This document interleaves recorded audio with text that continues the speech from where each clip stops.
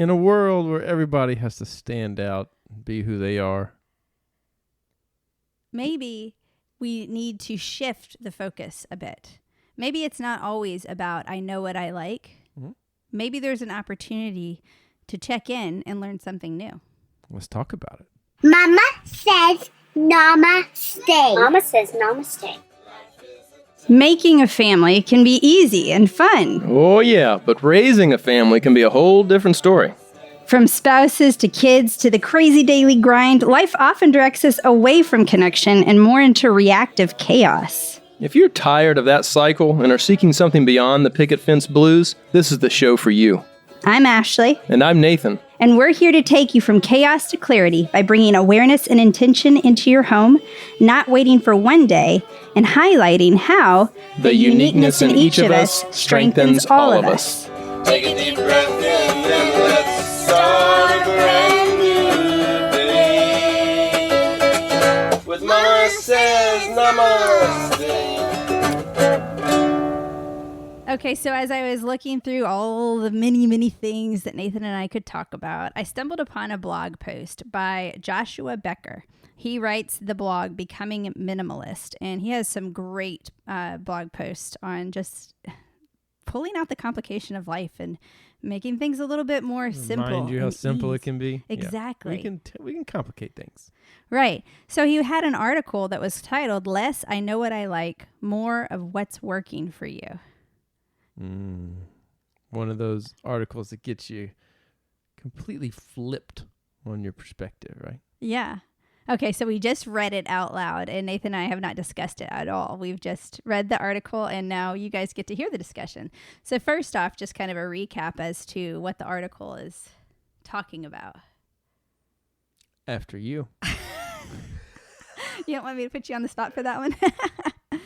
No, the focus of it is really talking about how I think it's so much a thing that I'm seeing. And we read an article back in December that was all about like social media and how social media has had its own form of therapy now, where you have all of these therapists and people that are giving this guidance and telling people how to live and everything else. And while some of it is well and good, some of it can be really destructive. Yeah. And I've seen it really go toward the element of kind of narcissism. I am what I am, and you must deal with it. And if you come against that, then I'm a victim of this. Yeah, we have a problem. Yeah. Right. It can kind of go to this extreme. And so I heard somebody else recently who was talking about how we've moved from the age of information to the age of insight. And trying to figure out, okay, what do we do with information and where do we go from here? And so there's some growth that we are doing as a whole of humanity. And in the process of it, there is a whole lot of I am what I am. I know what I like. And what is the movie that has that in there?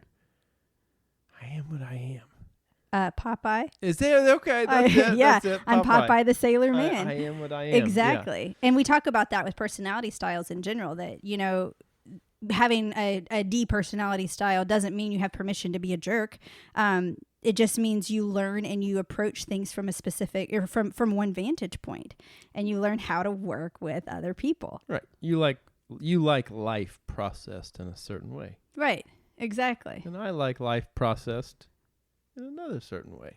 Exactly. And where it gets really dicey is when we say, no, my way is the way, or mine is best, or you know, I'm just like, you know, it limits you, you know, who you are starts to limit, and you start to use your excuse that as an excuse to not challenge yourself and push yourself out of it. Like for me, personality profiles and that whole concept of understanding your personality is really about being more aware of who you are and how you can behave around other people. It's not about, well, this is who I am and this is how people need to treat me. Right. I mean, I always feel like the Enneagram. Can you say that again? Like, no, it's not about who I am and how people need to treat me. It's about bringing awareness. Yeah, it's about bringing awareness to how you kind of lean and looking for creative ways to kind of flex out of that, or to work with people that are unaware of that sort of stuff. Right. So it's more about bringing awareness to the ways you show up naturally and subconsciously. Well, sometimes we can use who we are as an excuse. Like, I don't remember people's names, so I'm not going to try. well, that's not really fair. Right. You know, I was that person until I really started trying. Oh, yeah. How many people who that's the first thing out of their mouth is I'm horrible with names. Oh, I my won't God. remember any of that. And I always Yeah. have to say, like, we'll introduce our family and somebody will look at me and go, I'm not going to remember any of those. I'm like, how? Well, I mean, I always where- like looking at him and saying, I'm not going to remember you either. I know. I mean, like, what do you say to that? Like, okay, well, I'm sorry that we are not important enough for you to remember our names. Yeah. I mean, I went through a training, a coaching deal back when I was in my 20s, and we had to literally walk around the room, and every person we didn't know their name, we had to look them in the eyes and say, I don't care enough about you to remember your name. Ooh, God. That is harsh. Yeah. Let me tell you, that made me really think hard about how important a name is. And yes, I mess them up all the time. I am not an audio learner. And so if you say your name and you are over the age of 10, I oftentimes forget it. And I have to just see imagine everybody as children. I do, because for some reason, kids' names and animal names, I typically don't forget. They also tend to be a lot more unique. That might be part of it. But anyway, I'm not an expert at it. I'm not great at learning people's names, but I will say I'm not going to introduce, or I'm not going to walk up to somebody and let them know the very first thing that I'm going to do about them is forget their name. It doesn't seem that Hi, friendly. what's your name? Don't even know why I'm asking, because I'm not even going to try to remember. Right. Just setting the expectation that you cannot count on me. Okay. So anyway, there's our little soapbox there. Please don't do that to us. We will work Or on if we names do it and we to will you, work to we're remember. sorry. Yes. But it's just that kind of stuff. Like, that's an example of how we can justify certain behaviors and not really challenge ourselves. Right. And you hit on two different parts of that. One of them was the pressing your opinion on other people. And we've talked about that. And we had a whole episode where we talked about judgment and how to navigate judgment and opinions and how people ripen at different times. And, you know, sometimes where we have a judgment, it's a part of their journey they haven't yet crossed, or a journey that's a different path than what we know or understand. And so it's not always in our best interest or our right at all to be able to step in and do something about that. Yeah. But the other part of it, that what you're saying though, is that I know what I like. I'm not going to try anything different. And that's the people that can get set in their ways. I've talked about that with even like getting married. You know, when is the right time to get married? Well, I can argue pros and cons of both. You know, you marry too young and you don't know who you are, and you can get so lost in each other, you lose your own identity. You get married too old and you're so set in your ways you can't change. Really? The reality is that perfect spot. You know? Whenever you choose to do it every day. It doesn't matter whether you're old or young, you will have obstacles to come across. One of the biggest ones being, how set are you going to be in your own essence, and how willing are you to connect with someone else? I say that in two ways. Like, are you willing to grow individually, and are you willing to flex in a way that allows someone else to share that with you? Those are the two things you've got to have to carry into a lasting relationship. Yeah. And I know what I like, and that's it, can kind of shut the door to what new opportunities there may be. Well, and then there's, you know, we also have a daughter who's very clear on, I know what I like. And we help her navigate her life around some of those likes, because she doesn't get to do everything because of that, or doesn't want to do everything because of that. Yeah, it doesn't mean that you have to give in or cave all the time. You know, we have a daughter who may be very particular about certain things. So she gets a choice, okay? When is it time to flex? When do you need to push yourself, flex yourself out of your comfort zone? And when is it okay to look at the tools you have to keep the boundaries where you need them? And I asked her at a young age, look, as long as you are willing to take care of yourself, then you don't have to be flexible. I mean, that's basically what it was. Like, if we're out in the middle of nowhere and you don't want to eat at this nasty restaurant, I totally respect that. But you cannot be a grouch because you chose not to take advantage of an opportunity that we all were trying to work through. So, you know, sometimes we're talking about, navigating life with kids, and you know, the whole reality that when does every kid get excited about what you're offering for dinner, or when does every kid, you know, there's always the one variable that says, oh, I don't like this. Well, I was just, when you were talking about, you know, all the things like I don't like, or that, you know, why you shouldn't like, I was thinking about like all that obsessive compulsive ADHD people out there that are like, well, I like things like a certain way, and it's Yeah. really important to me that things are like clean and taken care of and orderly. And you can put parameters around those. Right. Yeah, you are. You're completely right. Or the S personality style or C personality style that may not like change as much and wants to have things their certain way or have their certain routines. I know what I like is definitely a great first step. I think the first step is, what does bring me joy? What do I like? What rhythms and routines? What types of food? What music? What people?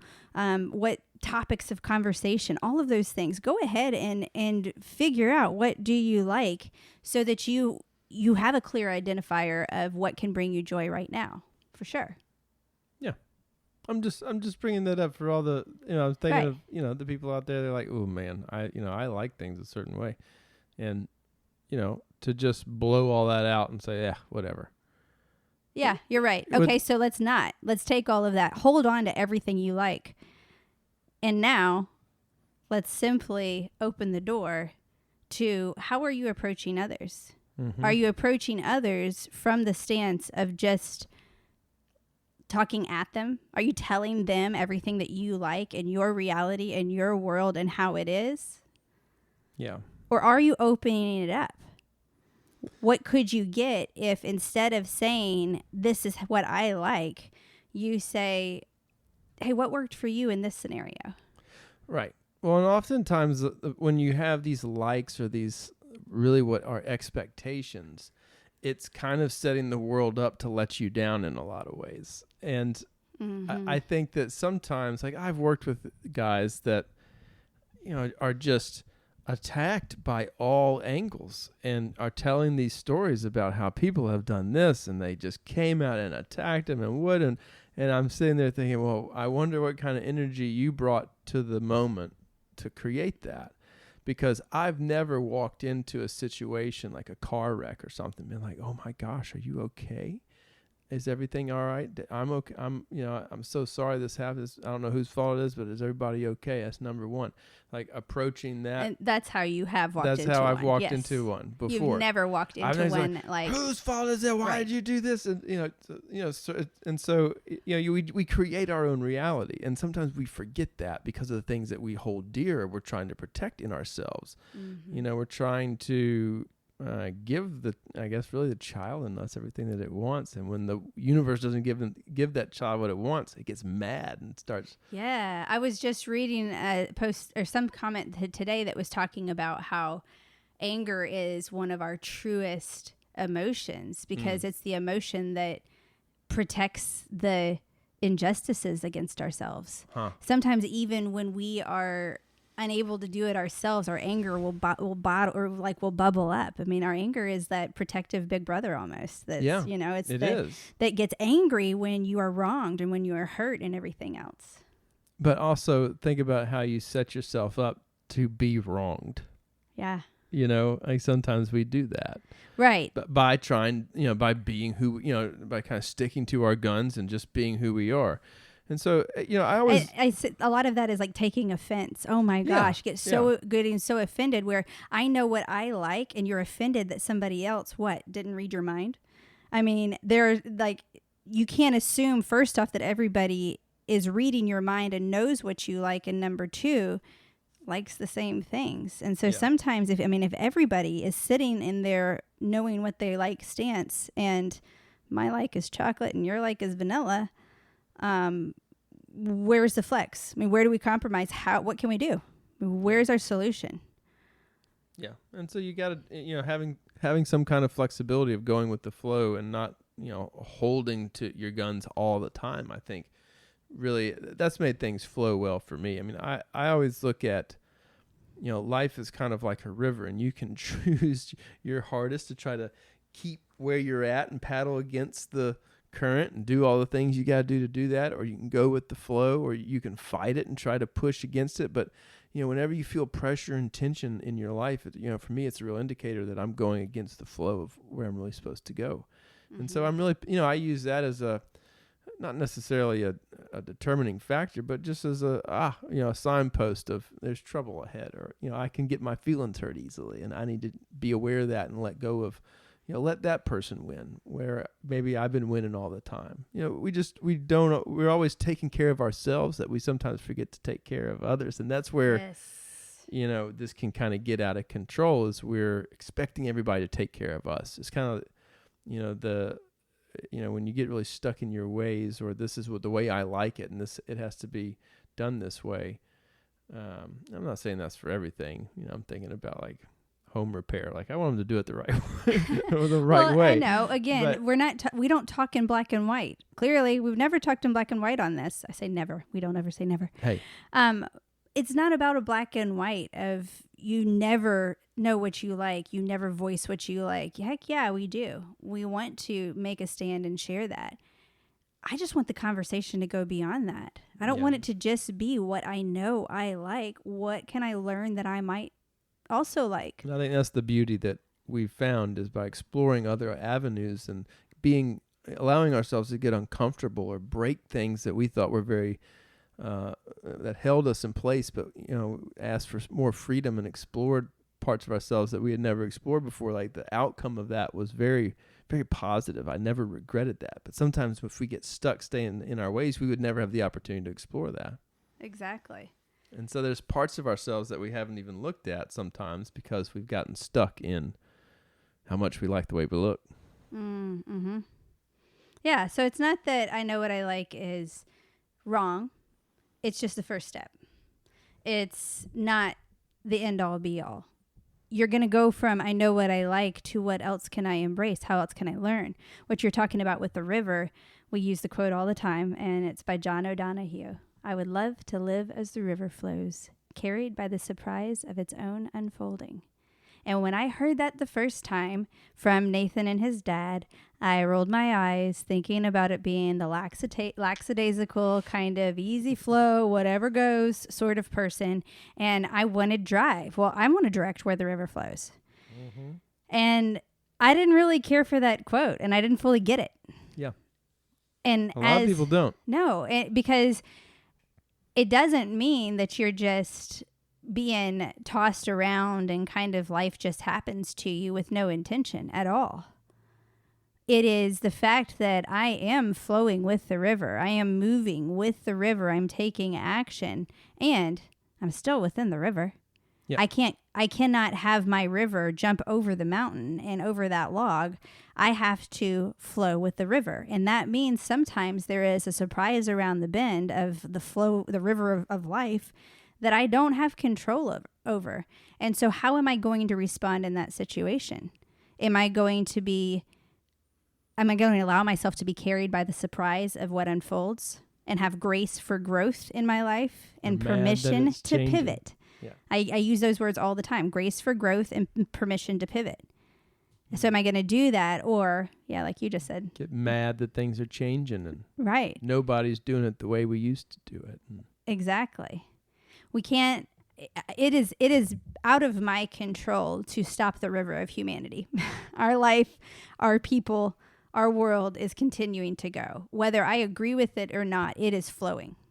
Yeah. So can I figure out how my place in that river, my place that says, this is my ship, I know my ship, and I'm looking out for everything else. And I recognize along the way, I might get the goods that may fulfill me for the next week from this person over here. Or I may get the repairs that I need for my ship because it's not quite working the same way anymore from that person over here. And all of a sudden, you open up your world a lot more by allowing the river to carry you while you continue to check in with who you are. Yeah. I mean, you can get very specific with questions on this. And from his blog, he was asking, instead of saying, I know what I like, ask your friends or people you look up to, what's working for you in your physical health? What's working for you in your personal finances? What's working for you in your relationships or your careers? What if you could ask, what's working for you and how you manage stress?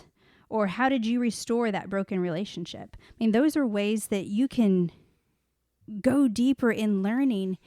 And boy, people who found a tool that has worked for them, they want to share it. Exactly. They so readily share. I have people all the time that ask me, forgive me if this is too personal or, I'm just curious. And I'm like, please, I'm an open book. Like, I would love to share any insight or tool I have that might be a little nugget that can help and inspire you.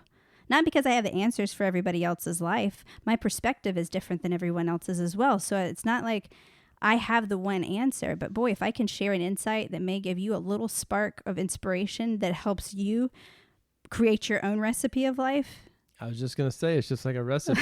People always Exactly. ask, like, what is this food? It's so good. Tell me your recipe. Well, people look at your life and they say, man, what are you doing? I want to know, what kind of recipe do you do to make that happen? And that's, and just like how I follow recipes, you start with the basis and then you tweak it because you don't have all the ingredients, and you substitute and you figure out what is your recipe. Yep.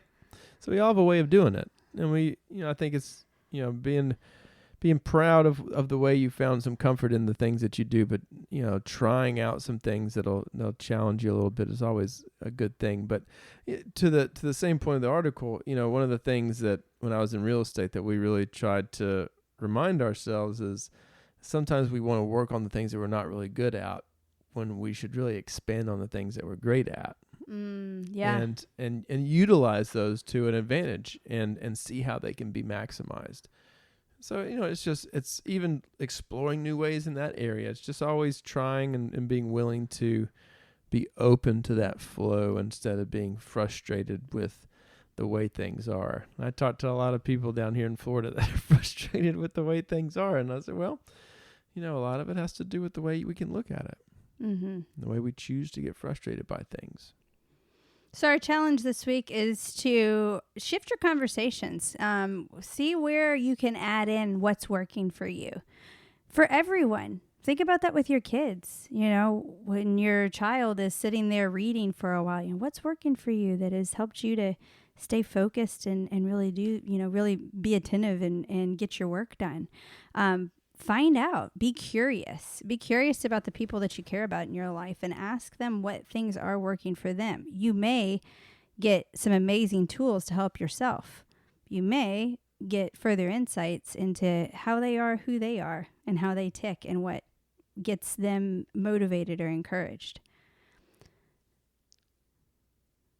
So look beyond what you already know about yourself and seek to grow for yourself and others, because we want to celebrate how the uniqueness in each of us strengthens all of us. Namaste.